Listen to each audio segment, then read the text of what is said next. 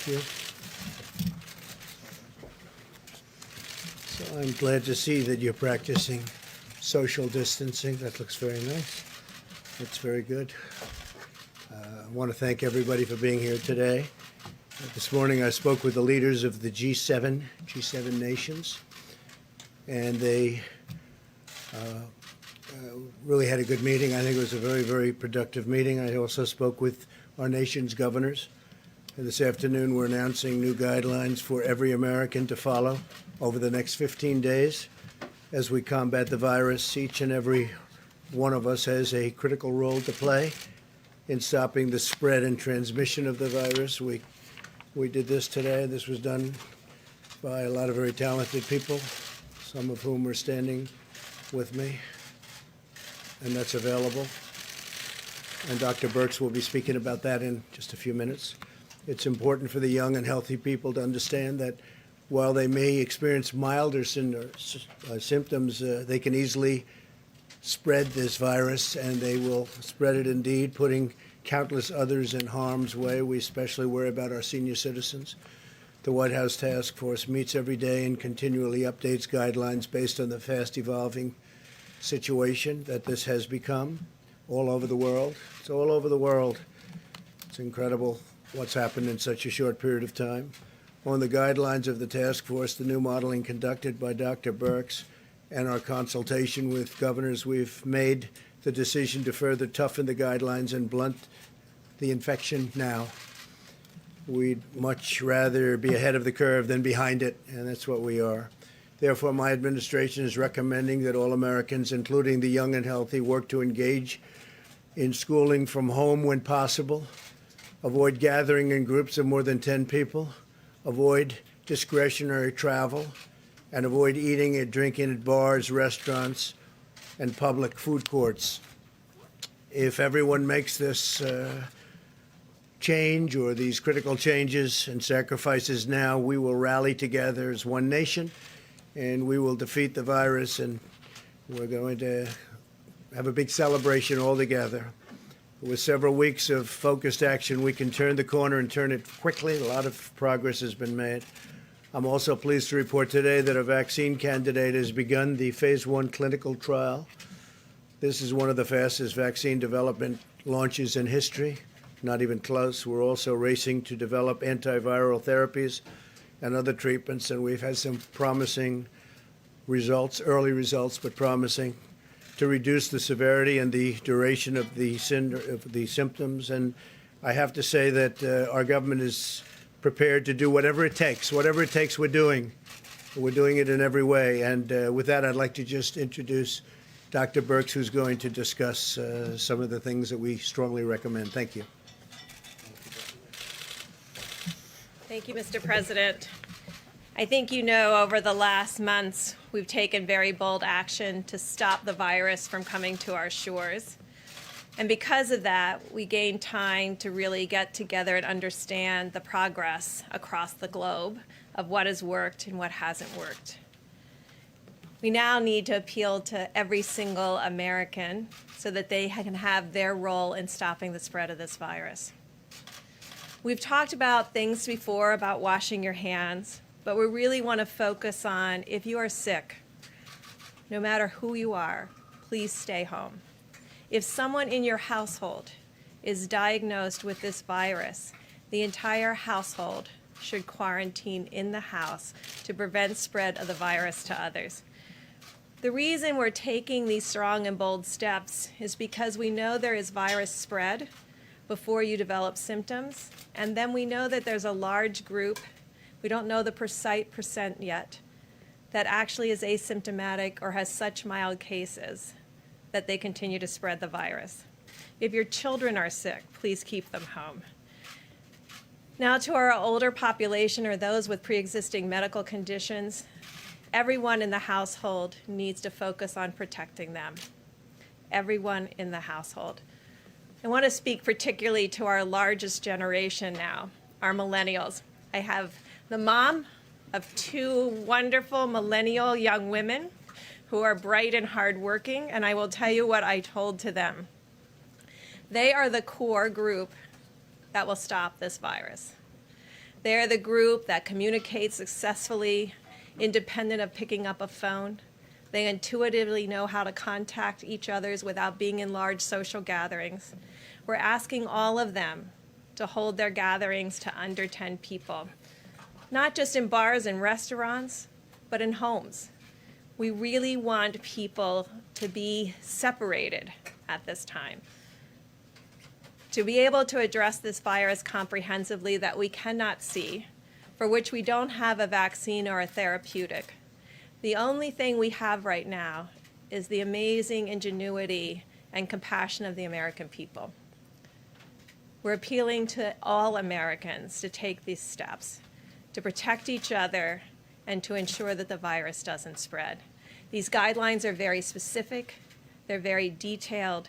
They will only work if every American takes this together to heart and responds as one nation and one people to stop the spread of this virus. Thank you.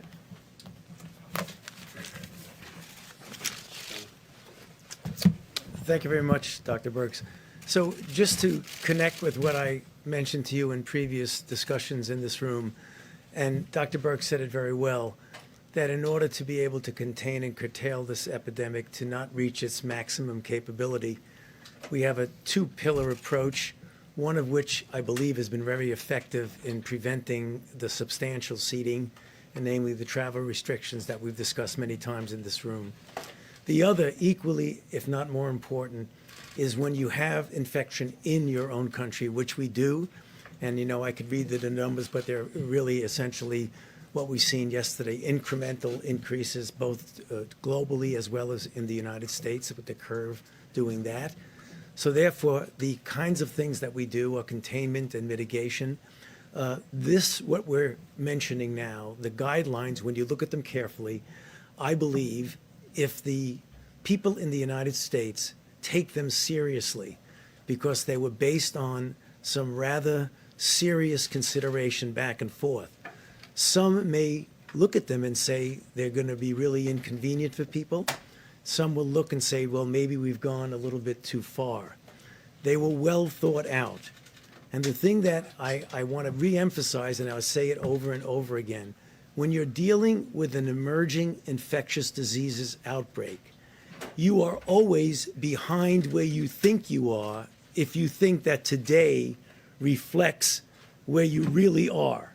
That's not word speak. It means if you think you're here, you're really here because you're only getting the results. Therefore, it will always seem that the best way to address it would to be doing something that looks like it might be an overreaction. It isn't an overreaction. It's a reaction that we feel is commensurate, which is actually going on in reality. So take a look at the guidelines, read them carefully, and we hope that the people of the United States will take them very seriously, because they will fail if people don't adhere to them. We have to have, as a whole country, cooperate and collaborate to make sure these get done. Thank you. Okay, go ahead. Mr. President, a lot of people are concerned about how long all of this might last. Do you have any kind of estimate that if Americans really were to band together Right. and do what the White House is suggesting, how quickly you could turn this corner? My favorite question, I ask it all the time. How many times, Anthony? I think I ask him that question every day, and I speak to Deborah, I speak to a lot of them. I get the opinion. So it seems to me that if we do a really good job, we'll not only hold the death down to a level that is much lower than the other way, had we not done a good job, but people are talking about July, August, something like that. So it could be right in that period of time where it washes through. Other people don't like that term, but where it washes through. So is this the new normal until the height of the summer? We'll see what happens, but they think August, could be July, could be longer than that. But I've asked that question many, many times. Yes. That being said, Mr. President, Americans today and looking forward are living with so much anxiety and so Yeah. much fear, facing uncertainty right now. I'm curious, how are you talking to your own family about this? How are you talking to your youngest son? Do you empathize with this sense of anxiety? People are really scared. Yeah. No, I think they are very scared. I think they see that we're doing a very professional job. We've been working with the governors and frankly, the mayors, local government at every level. We have FEMA totally involved. FEMA has been, usually we see FEMA for the hurricanes and the tornadoes. Now we have FEMA involved in this. They've been doing a fantastic job locally, working with people that they know because they work, like as an example, in California, in the state of Washington. They work with them a lot on other things, and they're very familiar, so they're working on it. What you can do, and all you can do, is professional, totally competent. We have the best people in the world. We have really the greatest experts in the world. And someday soon, hopefully it'll end and we'll be back to where it was. But this came up, it came up so suddenly. Look, you were surprised. We were all surprised. We heard about it.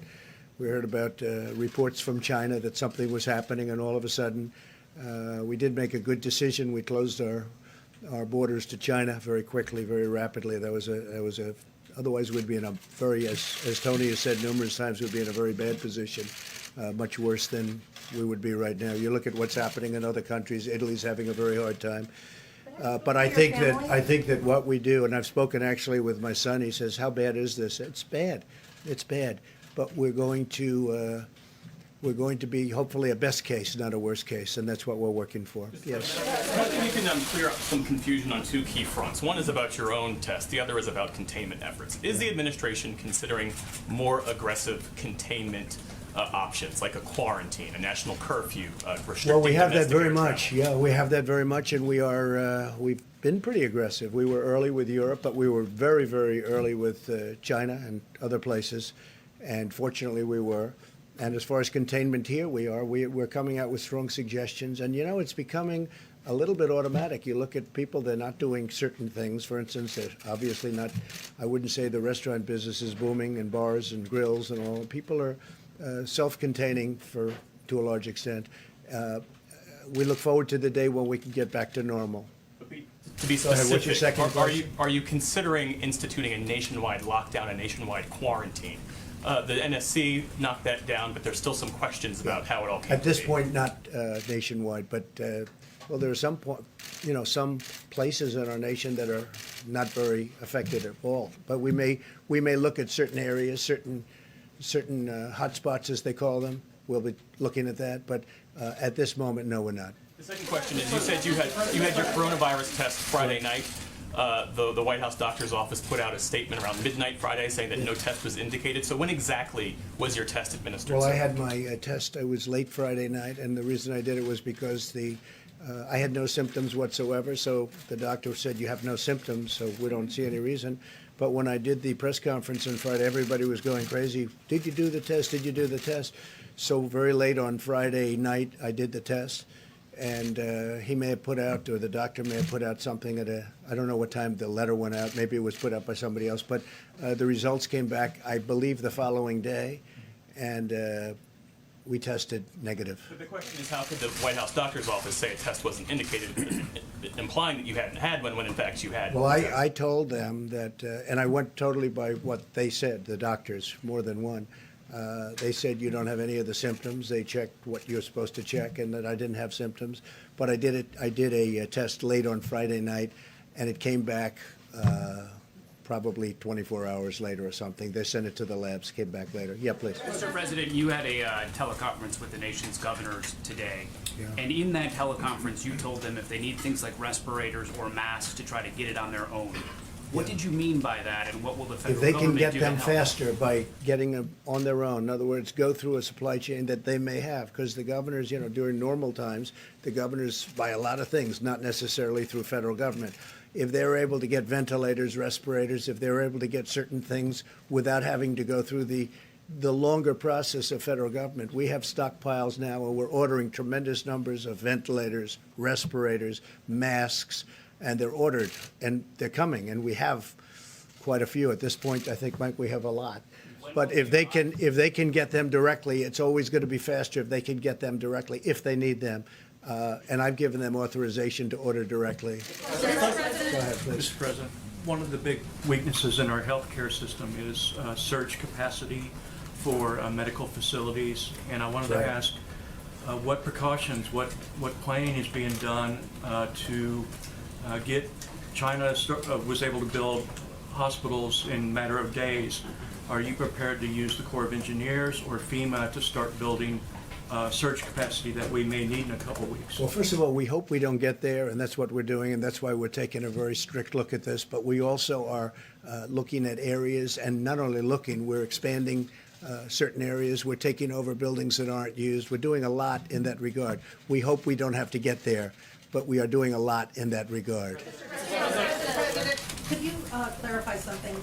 These guidelines say stay home if you're sick. Yesterday, the Vice President said no one should worry about losing a paycheck if they stay home when they're sick. But the House bill exempts companies of 500 employees or more from the paid sick leave requirement, and that's 54% of the American workplace. Why is it a good idea to only require small businesses to provide paid Well, sick we're leave? looking at that, and we may be expanding that. We are looking at that. To We add want to fairness. We want it for companies? everybody. No, we're looking at that through the Senate, because as you know, the Senate is now digesting that bill. To add So we big may very well companies? be adding something on that. Okay? Good question. Two questions here, Mr. President. One, going off of what he was asking, how many ventilators and how many ICU beds do we have right now, and will it be enough? I could get back to you with that number. We've ordered a lot. We have quite a few, but it may not be enough. And if it's not enough, we will have it by the time we need it. Hopefully, we won't need them. And you'll give us the exact number? Yeah, we'll be because able to so far give you- they have not given us an Well, exact we'll number. give you. We can give you a number if it's important. We'll give you a number. Go ahead. Okay, and yesterday you said that this was under tremendous control. Do you want to revisit that statement if we are going to be experiencing this until July or August, 5 more months ahead of right where we are When I'm now? talking about control, I'm saying we are doing a very good job within the confines of what we're dealing with. We're doing a very good job. There's been a tremendous amount of the way they're working together. They're working hand in hand. I think they're doing really a great job. And from that standpoint, that's what I was referring to. But Yes, it's not Steve, go under, ahead. you're not saying it's under control, right? I'm not referring to it, meaning the. Yeah, if you're talking about the virus, no, that's not under control for any place in the world. I think I read. Yesterday you had said it I was, think so I I just wanted read. to No, I clarify. didn't. I was talking about what we're doing is under control, but I'm not talking about the virus. Yes, please. The stock market took another hit today. Is the U.S. economy heading into a recession? Well, it may be. We're not thinking in terms of recession. We're thinking in terms of the virus. Once we stop, I think there's a tremendous pent-up demand, both in terms of the stock market and in terms of the economy. And once this goes away, once it goes through and we're done with it, I think you're going to see a tremendous surge. Are you looking at any domestic travel restrictions? I know that's been on the table before, but is that firming up at all? We're not really. We hope we don't have to, Steve. We think that hopefully we won't have to do that, but it's certainly something that we talk about every day. We haven't made that decision. Mr. President, can I ask you, doctors and nurses in this country are telling us across the board that they're terrified of this virus, of the fact that they might get it, of the fact that they might take it home to their families. What can you say to assure healthcare providers in this country that the federal government is doing something today to ensure that they get personal protective equipment to protect themselves and their families? Well, I think the federal government is doing everything that we can possibly do. We made some very good early decisions by keeping people out, by keeping countries out, certain countries where the infection was very immense.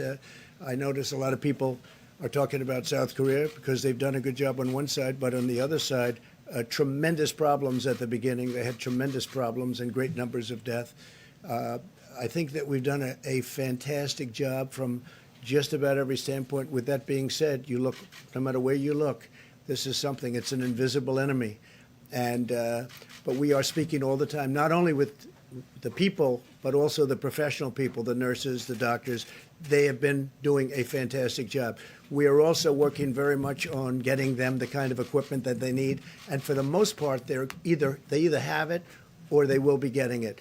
But remember this, we want the governors, we want the mayors, we want them locally from a local standpoint because it can go quicker. We want them to work. And we had a great talk with the governors today. I think it was a really great talk.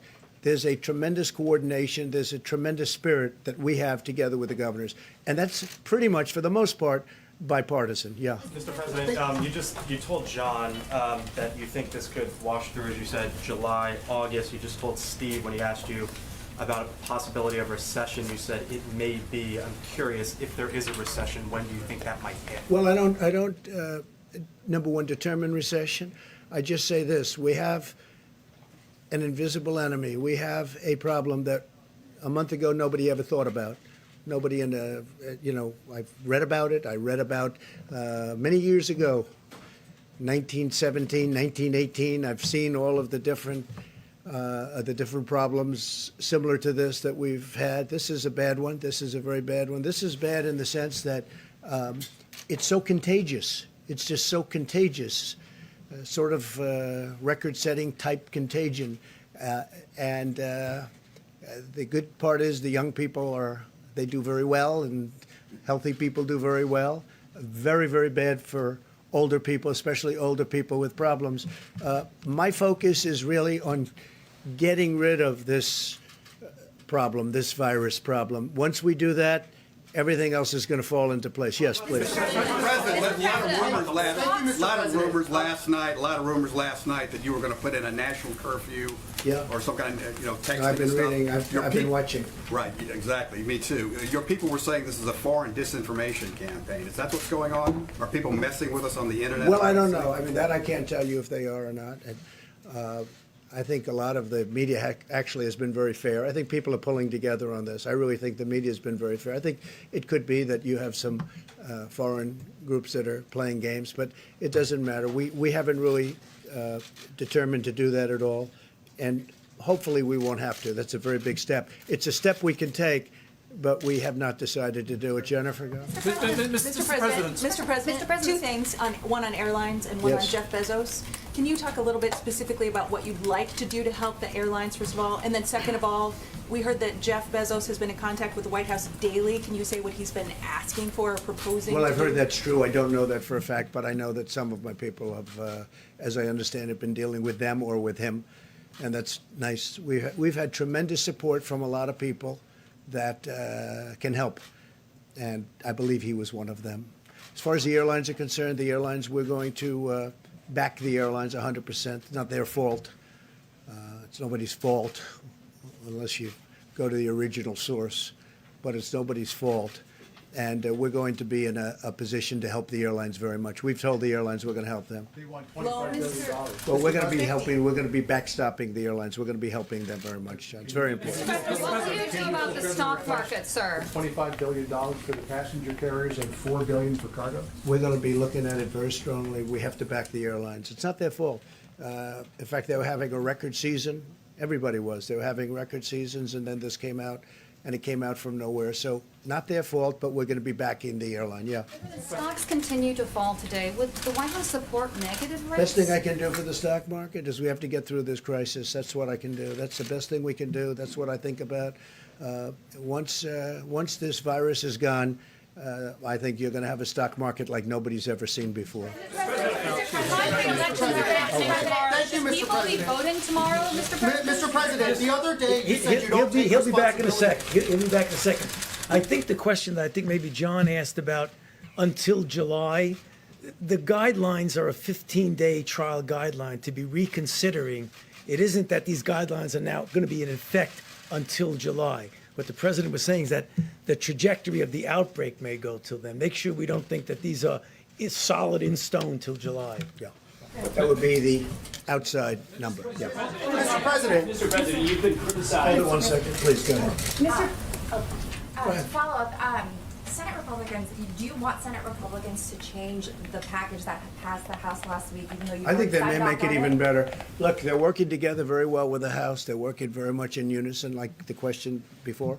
They're working to only enhance it and make it better and make it fair for everybody, and that's what we're looking to do. So we may go back and forth with the House a little bit, but both will be in a very positive fashion. Please. Yeah, Mr. President, these new guidelines say avoid social gatherings in groups of more than 10 people. The CDC's recommendations yesterday were for people to avoid gatherings of more than 50 people. What's evolved in you and your team's thinking in just the past 24 hours? And also, what exactly do you need to see in a stimulus Well, let me bill? just have the professionals answer that. Would you like to do that? Great. Thank you, and thank you for that question. So we have been working on models day and night around the globe to really predict because some countries in our very early stage, like the United States, we've been working with groups in the United Kingdom. So we had new information coming out from a model, and what had the biggest impact in the model is social distancing, small groups, not going in public in large groups. But the most important thing was if one person in the household became infected, the whole household self-quarantine for 14 days, because that stops 100% of the transmission outside of the household. And as we talked about early on, it's silent. We had another silent epidemic, HIV. And I just want to recognize the HIV epidemic was solved by the community, the HIV advocates and activists who stood up when no one was listening and got everyone's attention. We're asking that same sense of community to come together and stand up against this virus. And if everybody in America does what we ask for over the next 15 days, we will see a dramatic difference, and we won't have to worry about the ventilators, and we won't have to worry about the ICU beds, because we won't have our elderly and our people at the greatest risk having to be hospitalized. PPE, Dr. Burks, can we ask you to comment on the equipment? Doctor? Go ahead. Yes, Mike, please. Thank you, Mr. President. Very productive call today with governors. We talked about the new rollout of testing that we described yesterday, and drive-through and community-based testing. And I know how grateful the President is for the efforts that governors are making, and now with the Admiral and the United States Public Health Service as well as FEMA, we made great progress today in coordinating those efforts. But the other issue that was raised with the President today was personal protective equipment. And the reason I mentioned testing is because one of the recommendations that we have for states is that these remote testing sites make a priority of two groups. One would be people over the age of 65 that have symptoms. We don't want them to go to hospitals or emergency rooms. We want them to go to a remote site in a parking lot or at a isolated community location. But the other category is our healthcare workers. We want to make sure that our healthcare workers have the opportunity to be tested, and using that new high throughput test that the President arranged with our major commercial labs, we'll be able to do that much more expeditiously. So we're putting a real priority on our extraordinary healthcare workers that are at this very hour coming alongside people that are struggling with the coronavirus and people that are concerned that they may have been exposed. The other piece is we're grateful that the legislation passed by the House of Representatives includes liability protection for N95 masks produced by companies like 3M in Minnesota, by Honeywell. Literally tens of millions of masks are produced every year for industrial purposes, for construction. But the health experts say they can be used just as readily to protect healthcare workers from respiratory ailments. 3M and other companies were not able to sell those to hospitals, but the President negotiated with the Democratic leadership of the House and Senate. We've added a provision to the bill that will literally, from one company alone, add another 30 million masks per month back to the marketplace. We're strengthening the supply chain, and healthcare workers around America can be absolutely certain that the President and our entire team are going to continue to put the health of America first and put first our healthcare workers across this country that are meeting the needs of the people of our country. Mr. Vice President, how many test kits have been sent out and how many people can actually be tested? I think the Admiral can answer that. And you might want to talk about the roving also. So thank you very much for that. As we talked about yesterday, we're really entering a new phase of testing. At first, we were at the initial phase where the CDC-developed test was only available in public health laboratories in the CDC. Works very well for a few thousand tests per day after it gets running. We're now moving into a phase that the big commercial laboratories with high throughput screening have availability. So as we talked about last week, because of the historic efforts of the FDA, a Roche test, and as the President predicted, a Thermo Fisher test were both produced last week under an emergency use authorization. 1.9 million of those tests will be sequentially into the ecosystem this week. From the information we have right now, 1 million tests are available with all the reagents, everything ready to go, primarily at the reference labs called Quest, LabCorp, and a couple others. Now, it doesn't matter if they're not in your neighborhood, because every day when people get tests, a little white box goes out in front, it gets shipped by an incredible distribution system, the test result, and it's electronically reported. So these are available to people nationwide. We expect more and more than 1 million coming on board this week as the reagents come up and as people with the testing capacity validate that in their own hospitals and other places. And in the future, we expect at least 2 million next week and at least 5 million the week thereafter.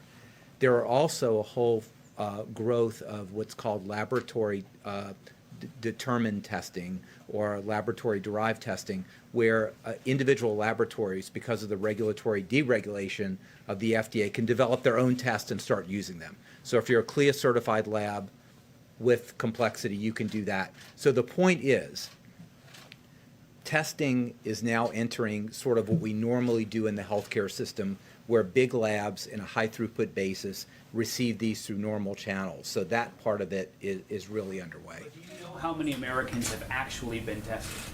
Do you have a number? There is a number. I don't have that number because I've been working on setting up this distribution system. So this is where we are. The state and public health laboratories in the CDC are published every day on the CDC website.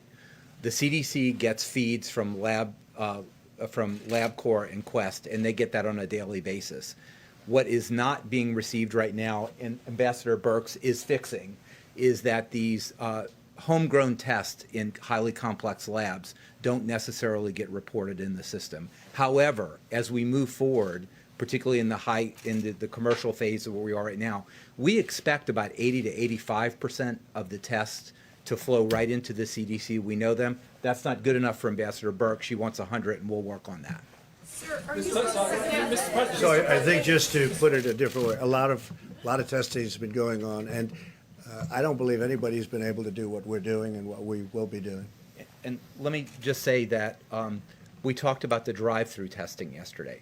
I want it to be clear to everybody, this is just another tool for states and local public health systems and healthcare systems to use. It's not replacing testing that goes on in a doctor's office or in a hospital, or if you go to your doctor and wants to get tested in that office. This is just another tool that we're helping the states to have. And again, as we talked about, this is modeled on the FEMA-based points of distribution system optimized for testing. We expect this week, we now have gear, people being shipped right now today that will be in over 12 states with multiple sites, many states having multiple sites, to start augmenting the local capacity and really providing the state and the local people what they need as another way for people to get tested. So this has never been done before. That's never been done, and certainly not on a level like that. And I will say that I think I can speak for the professionals that if you don't have the symptoms, if your doctor doesn't think you need it, don't get the test. Don't get the test. I think that's very important. Not everybody should run out and get the test. That's right. But we're able to handle tremendous numbers of people. John? Mr. President, earlier today, Governor Cuomo of New York said that he believes that hospital capacity soon will be overwhelmed and implored you to call on the Army Corps of Engineers to build temporary facilities to house patients. Is that something We're you would looking consider? into it. We've heard that. We've heard it from really two places. There are two places that have specifically, New York being one, and we are looking into it very strongly. Yeah. Steve, go ahead, please. Sir, how have you changed your own behavior to take account of this virus? Are you washing your hands more? Oh, I've always washed my hands a lot. I wash my hands a lot, probably, maybe if anything more, certainly not less. What was it like taking the test?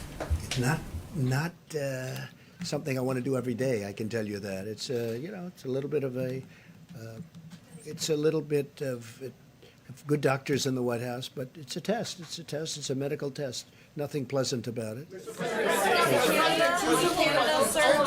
had said that in a tweet that Governor Cuomo should be doing more. Well, I think he can do more. What specifically but I think should he be doing? I think he can do more, and it's an area of the country that's very hot right now. I think New Rochelle, and a place I know very well. I grew up right near New Rochelle. I think it's a very, no, I think it's an area that has to be tamped down even more because it's a hotbed. There's no question about it. So I think they can look at doing it. But we're getting along very well. We've had a very, in fact, I noticed he made some statements just now that the relationship with the federal government has been good. The federal government has done everything they've wanted us to do. But we can, I think it's very important that all of the governors get along very well with us and that we get along with the governors. And I think that's happening. Mr. President, that people shouldn't. I have Mr. President. The defense secretary and the assistant defense secretary have decided to separate and be in a bubble to avoid the spread of the disease and to protect the chain of command. Is that something you and the vice president should be doing? And has there been any talk about having to have a 25th Amendment Well, we procedure haven't in thought place? of it, but I will say this, that we're very careful. We're very careful with being together. Even the people behind me they've been very strongly tested. I've been very strongly tested, and we have to be very careful. But everybody should be vigilant. We have to be vigilant. Mr. President, two simple questions for you, Mr. President. Go ahead, please. Two simple questions for you, Mr. President. Hold it before you. Okay. I don't know if this is a question for you or for Dr. Burke, but Dr. Burke said that it is the millennials who are going to lead us through this, and that now is the time to look out for the older people in our home. Older might be a state of mind, not necessarily an age. So for those millennials of us who have parents who are in their 50s, 60s, 70s, what is older? What should we tell them at this point?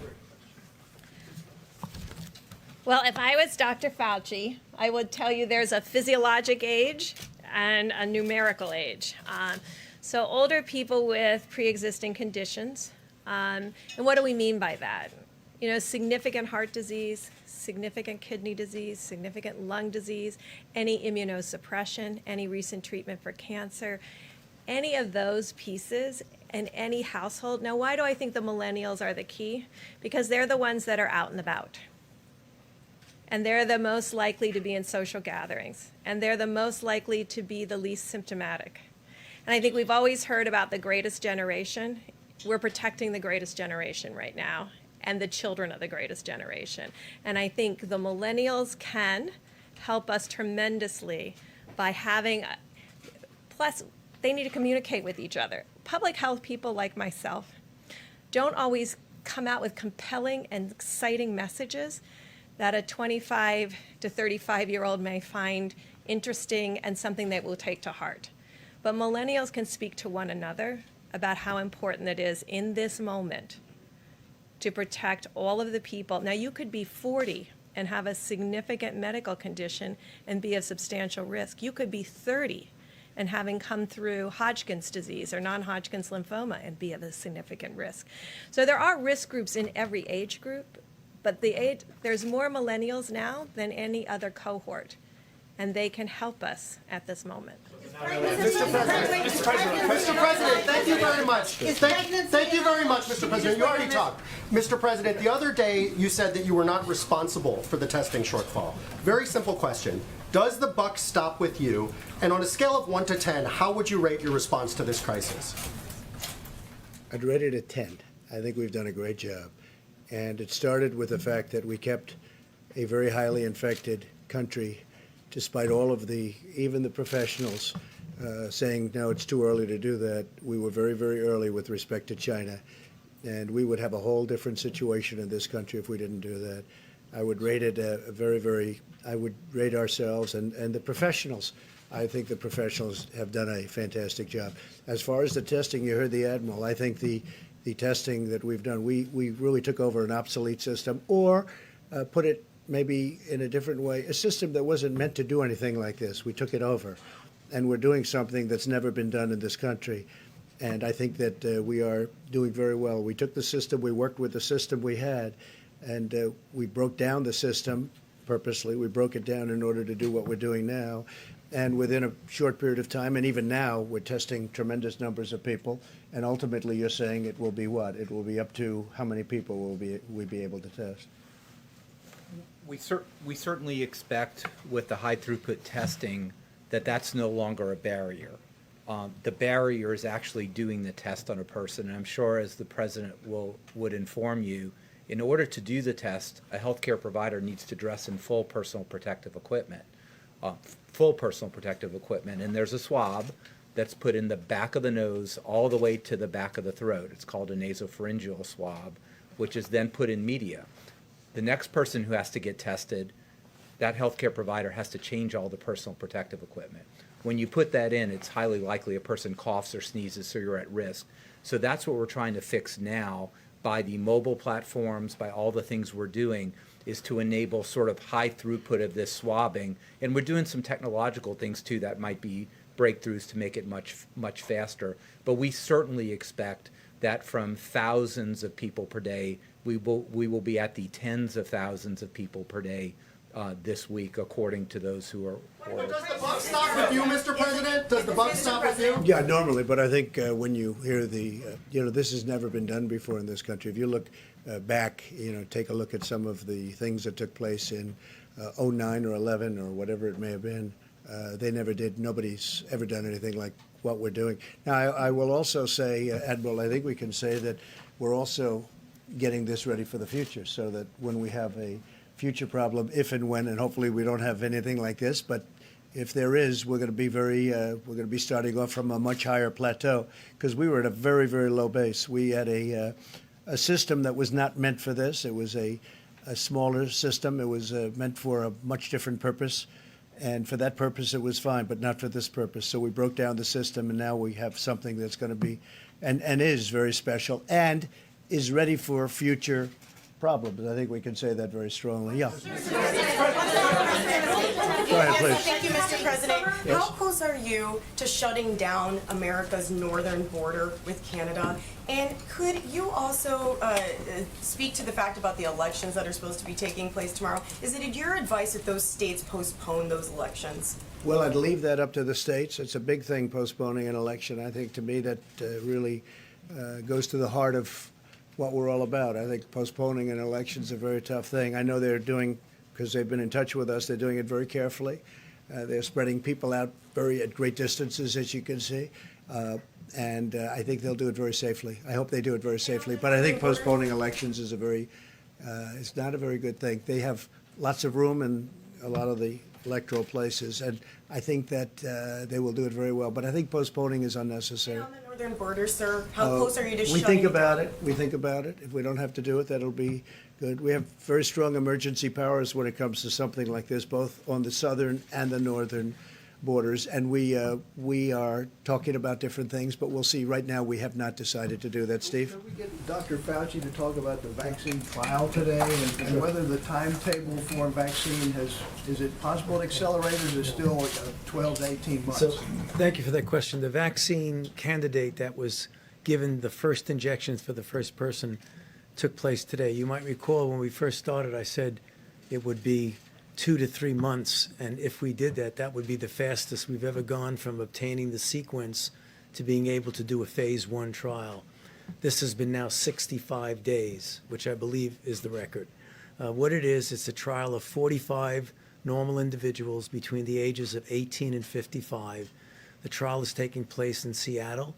There will be 2 injections, one at 0 day, first one, then 28 days. There will be 3 separate doses, 25 milligrams, 100 milligrams, 250 milligrams, and the individuals will be followed for 1 year, both for safety and whether it induces the kind of response that we predict would be protective. And that's exactly what I've been telling this group over and over again. So it's happened. The first injection was today.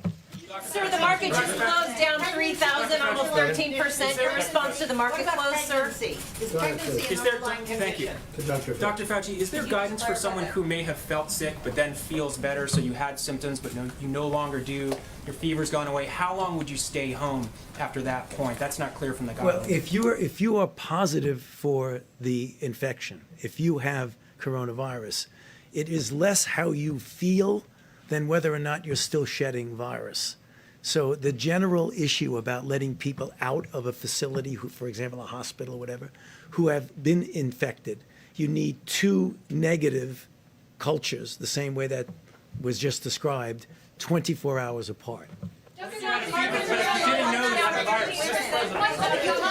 Yeah, no, the market will take care of itself. The market will be very strong as soon as we get rid of the virus. Yes. Can you clarify about pregnant women? Is that an underlying, because the UK said today that pregnancy was one of those underlying conditions. Do we say that too?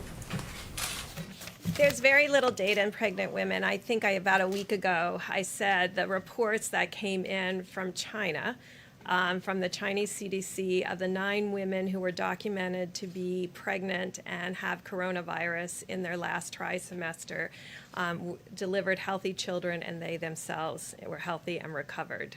That is our total sample size, and we will be getting more data from countries. While countries are in the midst of this crisis, like Italy, I try not to bother them frequently to get us their data. We try to get it just weekly from the countries that are in the midst of responding to the epidemic, so that their focus is on their individuals in their country.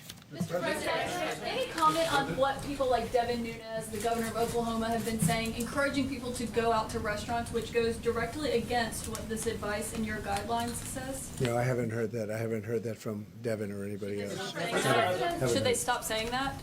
Well, I have to see what they said, but They encourage people to go to restaurants if they felt okay with their families. I would disagree with it, but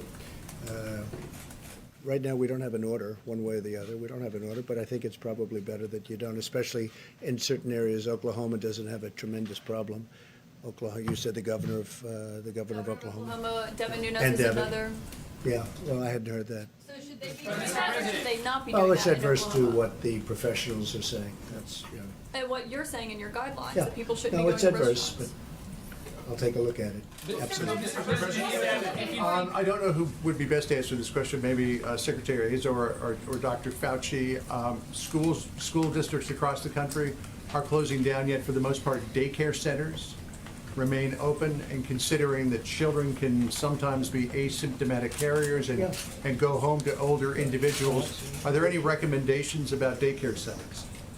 I'd prefer if one of our medical professionals discuss that, given that's a clinical recommendation. That's a good question, John. In the original guidelines as they were presented, it was schools, not daycare. I think it's very important. We should probably, if we have not discussed that, go back and discuss that in some detail about whether or not that's equivalent to school. It's a good question. A question about the sort of underlying public health strategy behind some of these guidelines. Telling people to avoid restaurants and bars is a different thing than saying that bars and restaurants should shut down over the next 15 days. So why was it seen as being imprudent or not necessary to take that additional step, offer that additional guidance? Well, do you want to answer that? Well, I think we have to say the data that has been coming out, and I'm sure you're all up to date on how long the virus lives on hard surfaces. And that has been our concern over the last 2 weeks. No, I'm sorry. Go ahead. Okay. Go ahead. I just wanted to read. There's an answer to this. Oh, yeah. Go ahead, Tony. He was my mentor, so I'm going to have to let him speak. The small print here, it's really small print. In states with evidence of community transmission, bars, restaurants, food courts, gyms, and other indoor and outdoor venues where groups of people congregate should be closed. So, Mr. President, are you telling governors in those states then to close all their restaurants? Well, and we their haven't bars? said that yet. Why We're not? recommending, But if but you we're think this will recommending work. things. No, we haven't gone to that step yet. That could happen, but we haven't gone there yet, please.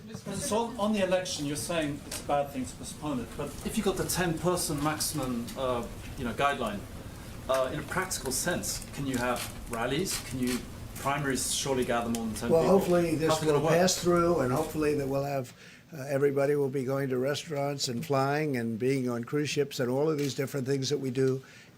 And it will very, very hopefully be in a fairly quick period of time. But we're taking a tough stance. We may make certain other decisions. We may enhance those decisions. We're going to find out. As per the question that you were asking, some of those decisions may be had. How about one more? On the cyber attack on HHS, Yeah. is there any reason to believe that they were trying to hack into the system and gather information from the system? And also, is there any reason, so were they trying to hack to get information? And also, do you have any reason to think that it could have been Iran, Russia, Do you have any reason to believe was before and after? So in the previous 24 hours, we saw a great deal of enhanced activity with relation to the HHS computer systems and website. Fortunately, we have extremely strong barriers. We had no penetration into our networks. We had no degradation of the functioning of our networks. We had no limitation of our capacity for people to telework.